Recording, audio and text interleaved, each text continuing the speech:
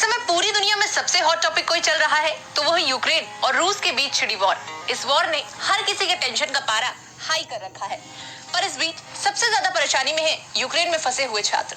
भारतीय छात्रों को यूक्रेन से वापस लाने का मामला सुप्रीम कोर्ट तक पहुंच चुका है, जिस पर कोर्ट ने सेंट्रल गवर्नमेंट की ओर से दाखिल जवाब पर सुनवाई की, जिसमें बताया गया कि यूक्रेन में फंसे 17,000 इंडियंस को अब तक वहां से निकाला जा चुका है। साथ ही यूक्रेन में भारतीय नागरिकों और छात्रों को लाने के लिए ऑपरेशन गंगा चलाया जा रहा है। Chief justice N V Ramana, justice S Bopanna और जस्टिस हिमा कोहली की पीठ ने अटॉर्नी जनरल के वेणुगोपाल से कहा कि बेंगलुरु की रहने वाली फातिमा आहाना और बाकी मेडिकल छात्रों को निकालने के लिए किए गए प्रयासों की हम सराहना करते हैं। आगे कोर्ट ने कहा कि अभी इस पर कुछ नहीं कह रहे, लेकिन हम भी चिंतित हैं। पीठ ने भारतीय छात्रों और अन्य लोगों को निकालने के लिए दायर 2 याचिकाओं पर सुनवाई करते हुए कहा कि वो फंसे हुए लोगों के परिवारों के लिए एक हेल्प डेस्क बनाने पर विचार करें। सरकार ने यूक्रेन में फंसे स्टूडेंट्स को निकालने के लिए शुरुआत में रजिस्ट्रेशन करने के लिए कहा था। तब 20,000 के करीब छात्रों ने रजिस्ट्रेशन किया था। विदेश मंत्रालय ने 24/7 हेल्पलाइन भी लॉन्च की है। ऑपरेशन गंगा के बारे में कोई भी अपडेट या जानकारी के लिए एक अलग से ट्विटर अकाउंट खोला गया है।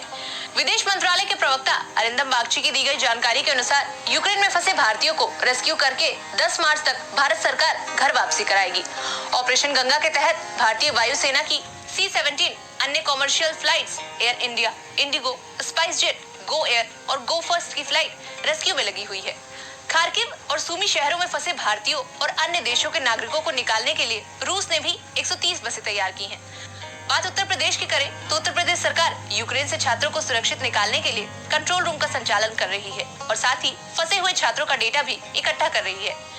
सरकार द्वारा प्राप्त डेटा के मुताबिक राज्य सरकार को करीब 2500 स्टूडेंट्स का डेटा मिला है जो कि यूक्रेन में फंसे हुए हैं।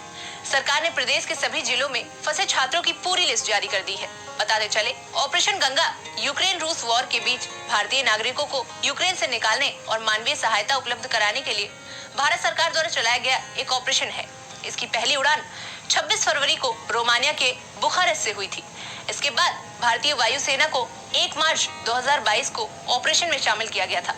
प्रधानमंत्री नरेंद्र मोदी ने कोऑर्डिनेशन में सहायता के लिए विशेष प्रतिनिधि की नियुक्ति की है। विशेष प्रतिनिधि के रूप में उच्च स्तरीय केंद्रीय मंत्री, नागरिक उड्डयन, परिवहन, कानून और पेट्रोलियम और प्राकृतिक गैस मंत्री भी शामिल हैं।